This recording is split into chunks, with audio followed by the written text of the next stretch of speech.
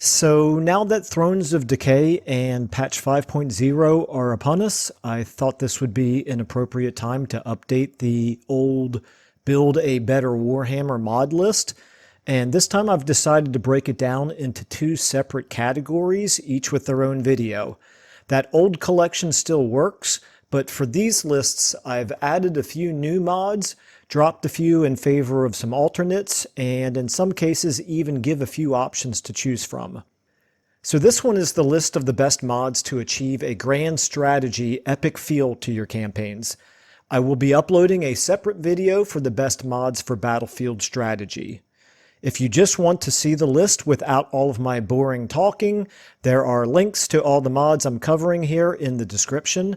I'll also put timestamps in this video if you want to jump ahead to the mod discussion itself. But I hope most of you will bear with me for a minute, because I think it's important to talk about the big picture. What we mean by grand strategy, what we want to accomplish by using mods, and how these particular mods were selected. As always, I want to give a big shout of appreciation to the mod authors for all their creativity and hard work. So, diving right in, what do I mean by grand strategy? Why is vanilla Warhammer deficient? And what can we accomplish with mods? The first part of grand strategy is pacing. Warhammer 3 is a big game with well over 500 regions to conquer. The problem is that far too often the first 10 or so regions that you conquer are fun, and then you've already reached the point where you know you've won. Sometimes this happens in just a handful of turns because you can literally go from one settlement to the next turn after turn, leading to a steamroll effect that rewards hyper-aggressive play and minimizes many aspects of strategy. It's subjective, of course. Many people probably prefer the fast pace of vanilla, and there's nothing necessarily wrong with that, but there is a way to slow things down and allow for other strategies to become meaningful, such as the realistic defend then counterattack strategy. A very popular mod that addresses the issue of pacing is the Old World mod. Simply by spacing settlements farther apart, so you're not able to hit them consecutively turn after turn. We'll accomplish something similar to that on the standard Immortal Empires map. A second part of grand strategy is making consequences more meaningful, particularly with casualties. Think of the Napoleonic Battle of Borodino, or here in America with the Battle of Chancellorsville. Both were complete and total victories for the winner, yet came at such a heavy cost in casualties that the winner had a hard time recovering from. At Chancellorsville, the winning side also experienced the loss of its most effective general and struggled to replace him for a very long time. Likewise, consider the death of King Gustavus Adolphus in the 30 Years' War, which caused a really successful Swedish intervention to fall apart. So, in Warhammer Total War terms, suffering heavy losses should be more impactful than having to wait a turn or two for your army to completely replenish back up to full strength. Even more impactful should be the loss of your faction leader. In vanilla, because legendary lords are wounded rather than killed, they come back in a short 5 turns and your faction suffers no real downside during that time. A third element of grand strategy is making objectives more meaningful. There's a reason Crusaders took a month for the siege of Acre, the Japanese sieged Port Arthur for 5 months, and the British and French took 10 months for the siege of Sevastopol. These were really important strategic objectives, required a lot of time and manpower and casualties, and ultimately had massive implications for the progress of their wars. In vanilla Warhammer, far too often you can walk an army right up to a major capital, walled city, or fort, and circle and attack it that same turn, and come away with a victory and negligible casualties. Not that this should never happen, but this should be the exception more than the rule. Taking Lothern or Marienburg by siege should be a time-consuming affair, or taking it by quick frontal assault should be very heavy in casualties. Not only is this more realistic, but even more importantly, it gives the player a much greater sense of accomplishment, which I hope is why we are all playing this game in the first place. Much of the way we can improve these siege battles will be addressed in the Best Mods for Battlefield Strategy video, but there are a few things we can do at a campaign level as well. One last factor of grand strategy is a better AI. More specifically, a less predictable AI. There's always going to be limitations in how to make an AI behave more like a person, but there are modders who have worked hard to improve what can be improved. Now that we've somewhat defined grand strategy, at least for this game, let's finally talk about the mods that help us achieve it. I chose mods that are lightweight, highly compatible, and have minimal likelihood of breaking whenever CA issues a new patch. For this reason, there are no overhaul mods in this list. Yes, it's true that many of these functions are included in overhauls, but most overhauls do a lot more as well, and often take a lot longer to be updated after patches than these do. You can see these mods as more of a way to enhance the vanilla game by tweaking existing mechanics rather than dramatically changing it with new units or magics or new mechanics. There's absolutely nothing wrong with using overhauls. I myself enjoy them as a change of pace from time to time, but those are out of the scope of this video. A few of the mods I do list feel like they could go in either this video or the Battlefield Tactics video. Ultimately, I decided which one to put them in based on one decision. If a mod affects the campaign, even if you auto-resolved every battle, then it goes in this video. If its effects are only felt on the battlefield, then it goes in that one. Finally, one last thing to be aware of, not all of these are perfectly balanced. Some factions will be affected more than others. I personally don't mind that because I like the extra variety, but your mileage may vary. So here are the best mods to make a slower paced campaign with more meaningful consequences. First up is the -50% campaign army movement mod. This is an extremely simple but effective and extremely lightweight mod which simply reduces all army movement ranges on the campaign map by 50%. The army stance penalties have been halved for all factions, and to compensate, the Khorne bloodletting decay has been changed from 2 turns to 4 turns to balance the lower movement range. Agent movement is unaffected. So as you can see here, the author's reasons for doing it's very simple. It's the same things that I mentioned previously, which is to slow the pace of the game. The additional notes that the author says, the army line of sight is partially based on max movement points, so this is also reduced here.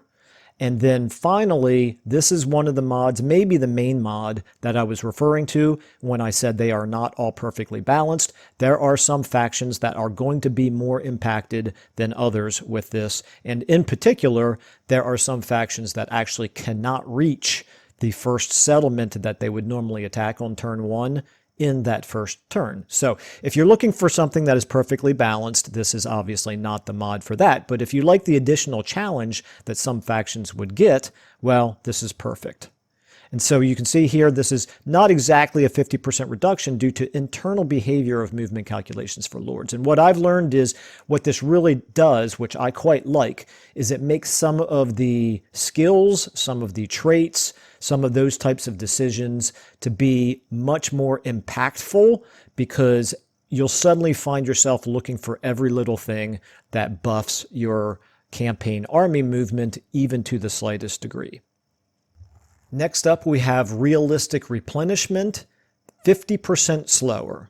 Again, an extremely simple, extremely lightweight mod that does exactly what it says on the tin. As you can see right here, this basically changes all aspects of replenishment by 50%. I have found them all and halved them to fit the new content with the theme of this mod.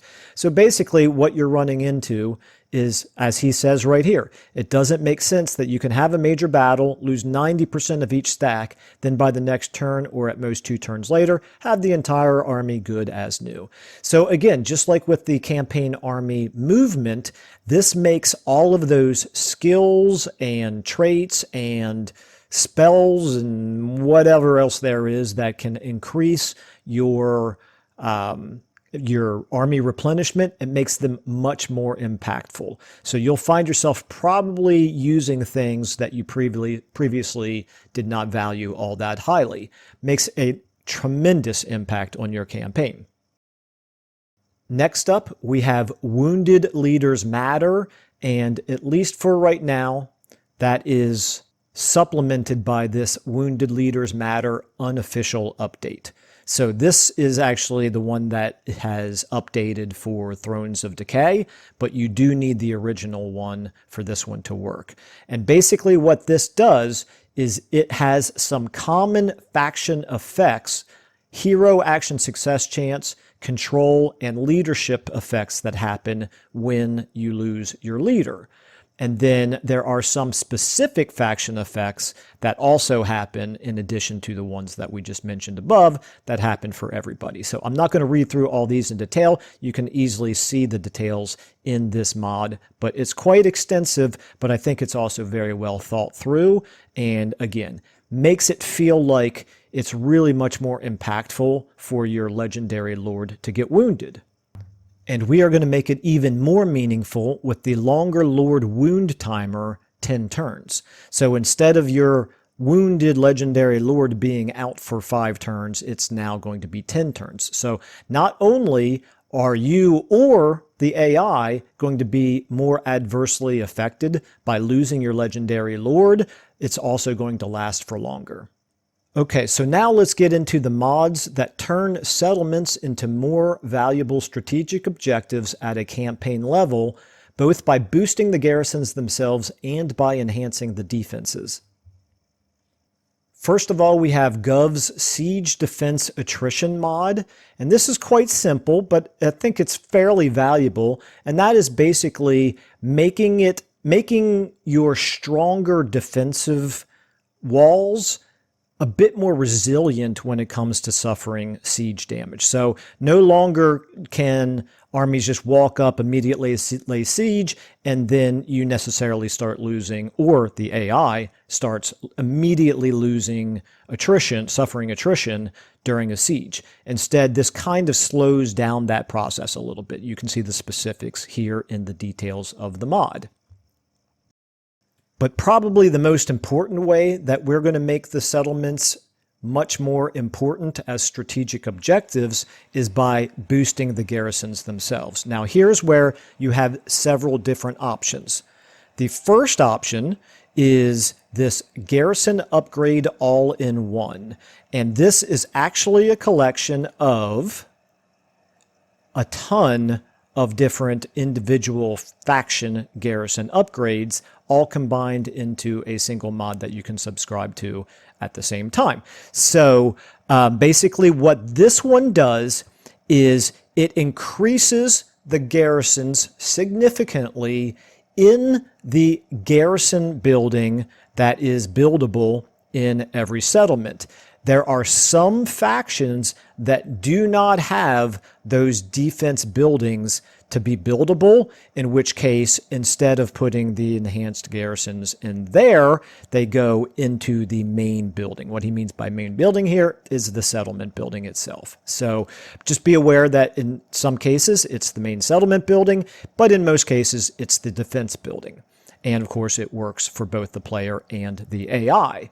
This is the mod that I was previously using in the Building a Better Warhammer collection. And I think anybody who is familiar with any of those campaigns, particularly probably the Thorak campaign, saw just how much of an impact this has on boosting the garrisons. But you do have a couple of other choices. Next up, you have Garrison Rework. And what this one does that's a little bit different is that it affects both the main settlement building and the garrison building, the defense building. So for example, you can see here, this is just the Chaos Dwarves. You can see here that he lists out the specific units for the minor settlements, for the towers, and for the factories, and then also the defensive building for each of the above. Let's look at it again let's go to something like the Empire here. So you can see here, the major settlement building, the minor settlement building, the special settlement buildings, the special settlements, and then the fort and gate, and then the defensive buildings that are optional that you can build in all of the above. So again, you can see specifically what all of your units that should be available with this mod are. So this one, as opposed to the first one, affects both settlement building and the defense building. And finally, the third option when it comes to adding to the garrisons is Greater Garrisons by Zorbaz. And what this one does, similar to the last one, is it adds additional units to multiple buildings. So in this case, what it's doing is it's adding an additional 1 or 2 units to the garrisons of all settlements. But additionally, it's also adding 1 weaker garrison unit to all of the economic buildings and 1 stronger unit to all of the military or recruitment buildings. And then finally, garrison buildings have had an additional 1 or 2 high tier units added as well. So he doesn't have pictures here of all the different things that are added, but basically this is one where you can build up your garrison not just through the main settlement building or through the 1 defensive building, but rather through adding in units for all of the different types of buildings that you add to your settlement. Now, if you want to accomplish much the same thing, but without using this particular mod, we can do that as well with military buildings add garrisons. And basically this one, just like that aspect of the previous one, this adds all military recruiting buildings add 1 to 3 garrisons to towns. And it does get a little bit better. The units get stronger as you go up in your tiers of the military buildings. Again, this is the one that we used in combination with the Garrison Upgrade All-in-One mod in the previous collection of mods. It works quite well, but you can kind of kill 2 birds with 1 stone, albeit probably not end up with not quite as many units if you go with the Zorbaz garrisons by itself, as opposed to having 2 different mods in your list. Now, so this you would have in addition to, or you could use in addition to either one of the first 2 garrison mods that we mentioned, the Garrison Upgrade All-in-One or the Garrison Rework. You would not want to have this and the Zorbaz, the Greater Garrisons by Zorbaz in the same, activated at the same time. Now, another thing that the Greater Garrisons by Zorbaz mod does that you can also accomplish separately using a different mod is this Garrison Training. And this is something that I have taken quite a liking to. Basically, all this does is over time, a garrison will train up. So every 10 turns, every garrisoned unit in the game will gain +1 rank. So all garrisons will become stronger by getting passive experience. It's just a way to not exactly keep the garrisons up to pace with the stronger and stronger armies that occur throughout the game, but it helps at least a little bit. And it also helps that garrisons that have stuck around for a while longer, haven't died out, have more time to train and will be a higher level. Those that get wiped out and have to start again from the beginning are obviously not going to be quite as well trained and thus will be a lower rank. So as I mentioned, the Greater Garrisons by Zorbaz does something similarly, except it actually caps the amount of ranks that your garrison units can get.